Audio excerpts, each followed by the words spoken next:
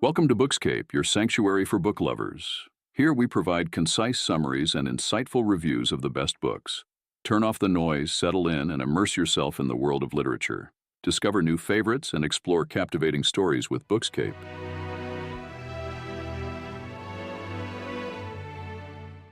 Welcome to our review of Thinking Fast and Slow by Daniel Kahneman. This groundbreaking book takes us on a journey through the intricacies of human thought processes, explaining the two systems that drive the way we think. Kahneman, a Nobel Prize-winning psychologist, explores the extraordinary capabilities and inherent biases of our minds. Let's dive into the key themes and insights from this remarkable work.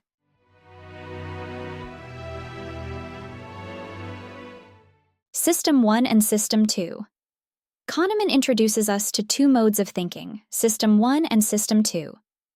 System 1 is fast, intuitive, and emotional, operating automatically and quickly with little or no effort. It's the system we rely on for snap judgments and quick decisions. System 2, on the other hand, is slower, more deliberative, and more logical.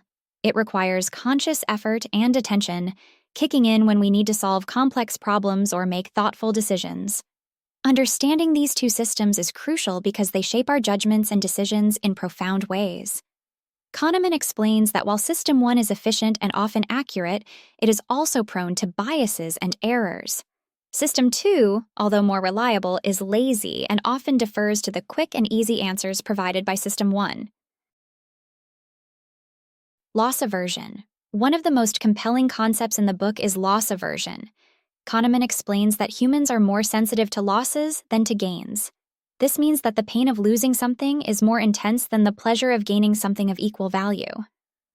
This bias affects our decision-making processes, leading us to make irrational choices to avoid losses. For example, investors might hold on to losing stocks for too long, hoping to avoid the pain of realizing a loss, even when it's clear that selling would be the better option. Understanding loss aversion can help us make more rational decisions and avoid common pitfalls in both personal finance and everyday life. Overconfidence. Kahneman delves deeply into the impact of overconfidence on our judgments. We often overestimate our abilities and the accuracy of our knowledge, leading to poor decision-making. This overconfidence can be particularly detrimental in business and professional settings, where critical decisions are based on flawed assumptions. One notable example Kahneman discusses is the planning fallacy. This is a phenomenon where individuals and organizations underestimate the time, costs, and risks of future actions while overestimating the benefits. Kahneman shares the case of the Sydney Opera House, which was initially projected to be completed in 4 years at a cost of $7 million. In reality, it took 14 years and cost $102 million. This dramatic discrepancy is a clear illustration of how overconfidence in planning can lead to significant setbacks.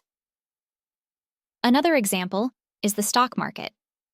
Kahneman highlights how overconfident investors often believe they can predict market movements, leading them to make risky trades.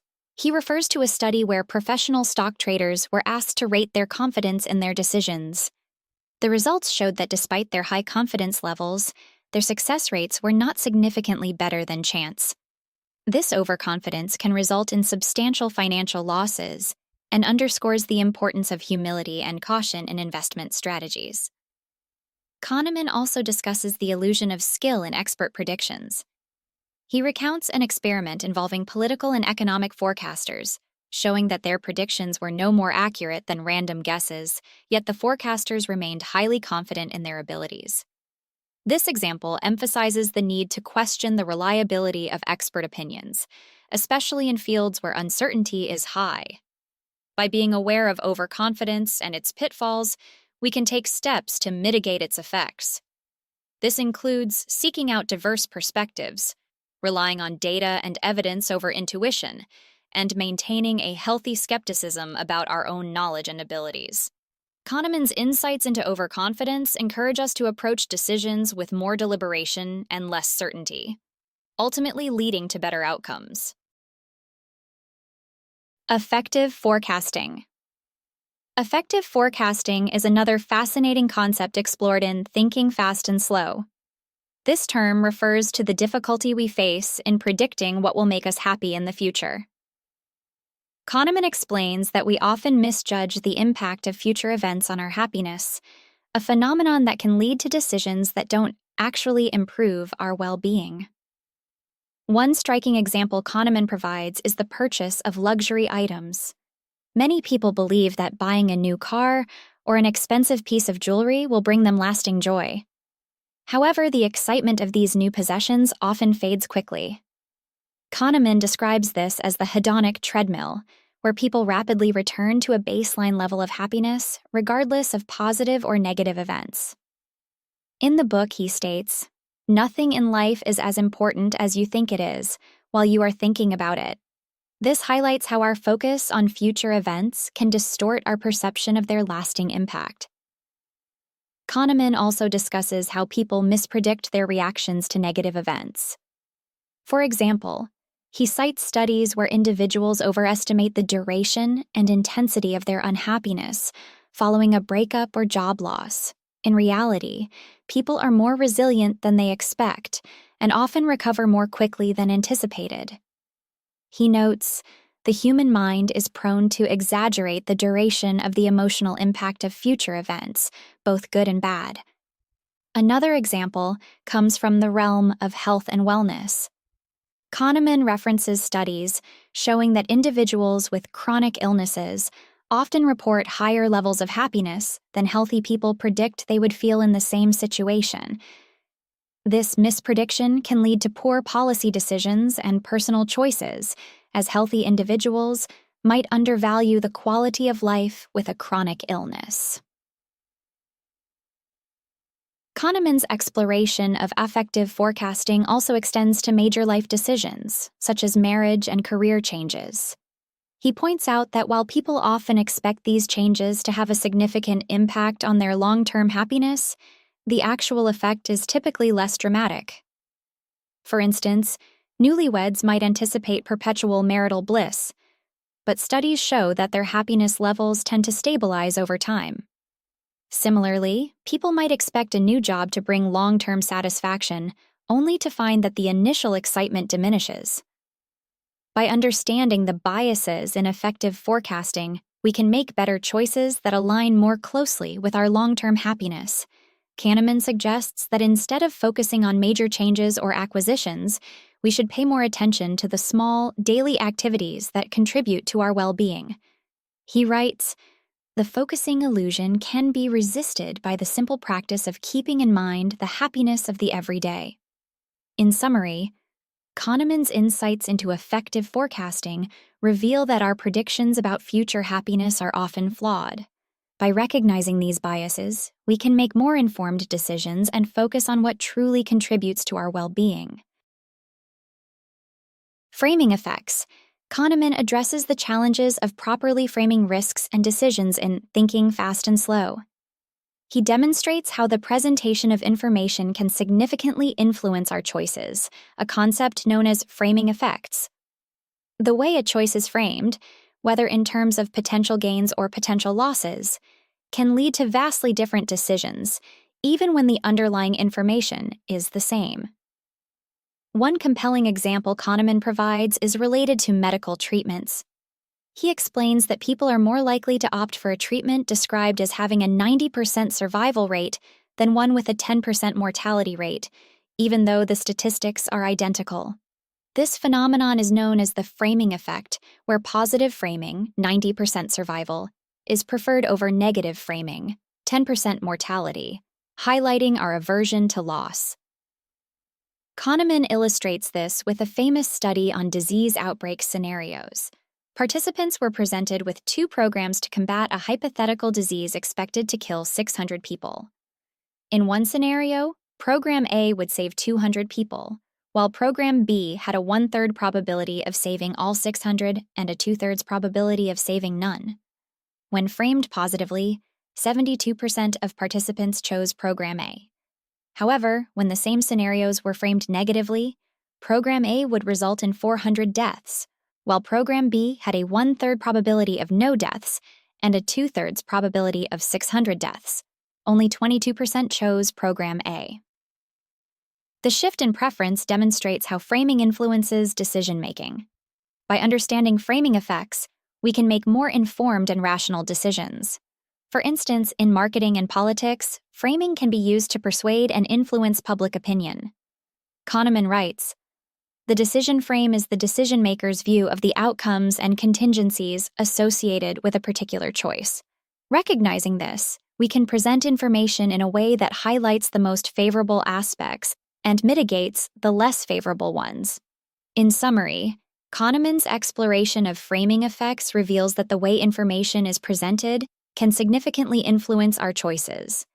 By learning to frame information more effectively, we can make better decisions and communicate more persuasively.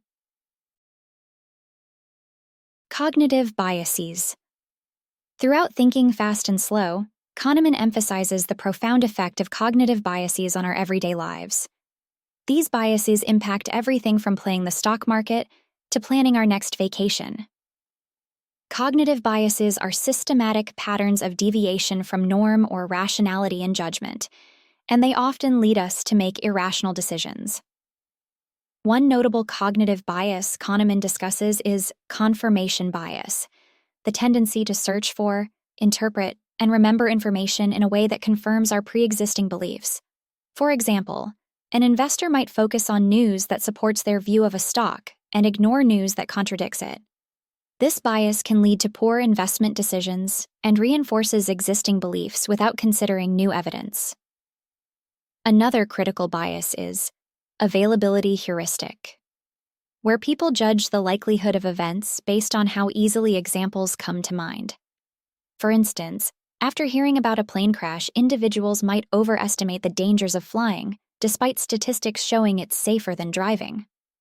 Kahneman explains, "The ease with which instances come to mind is a reliable guide to their frequency, but it can also lead to skewed perceptions and irrational fears."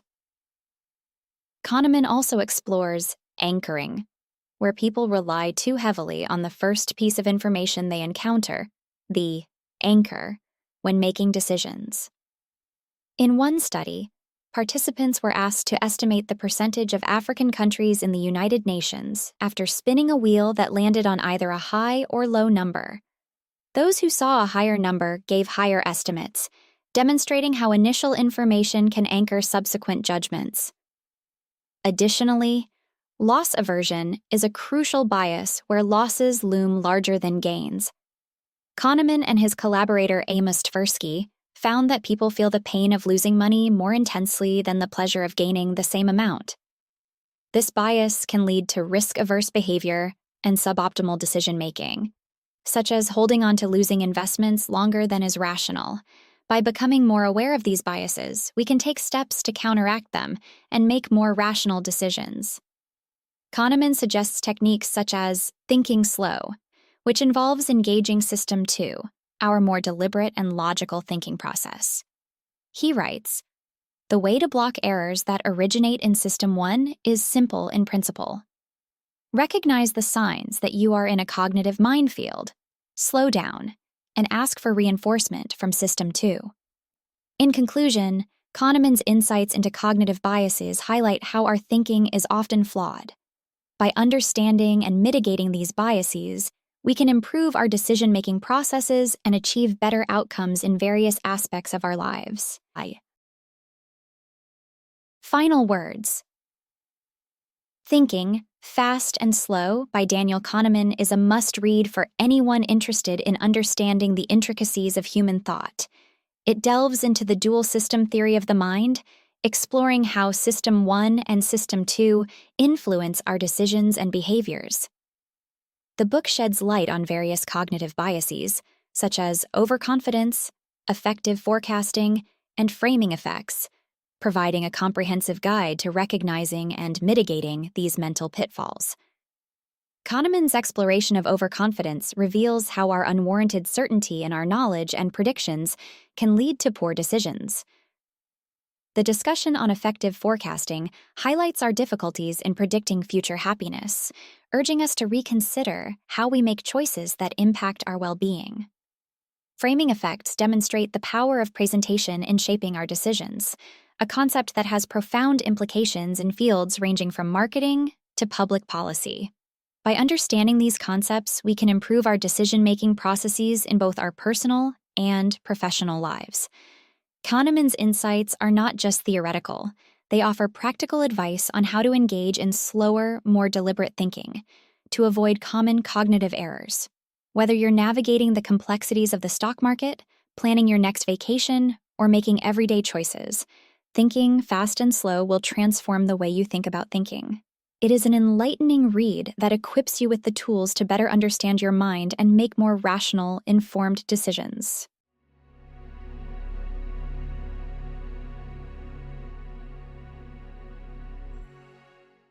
Thanks for joining us on Bookscape. If you enjoyed this book summary and review, don't forget to like, subscribe, and hit the notification bell so you never miss an update. Share your thoughts and book recommendations in the comments below. If you want to purchase a copy of the book or audiobook, check out the link in the description. Until next time, happy reading, and remember, every journey begins with a book.